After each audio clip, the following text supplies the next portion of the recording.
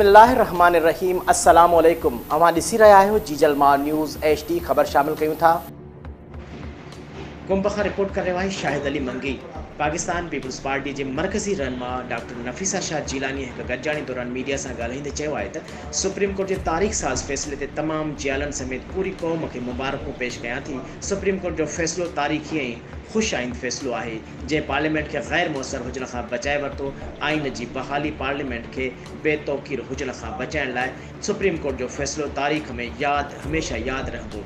इमरान खान के गैर जमहूरी गैर आइनी इक़दाम के रद्द करे गैर जमहूरी कुवतुनि के पैगाम पहुंचायो आहे। साबित थी वियो आहे त हाणे को आइन से हथ चुरांद न कंदो। सुप्रीम कोर्ट के फैसले के कागज़ जो टुकड़ो समझण ऐं ग़लत तशरीह करण वारा जा हमेशा रास्ता बंद थी विया आहिनि। हुन चयो त कानून टोड़ियो उन्हनि खे सज़ा मिली जिन आइन टोड़ियो तिन खे कानून के कटड़े में आंदो वञे। सुभाणे अॼु हिन सिलेक्टेड हुकूमत के घर भेड़ो करण जो आख़िरी ॾींहुं आहे।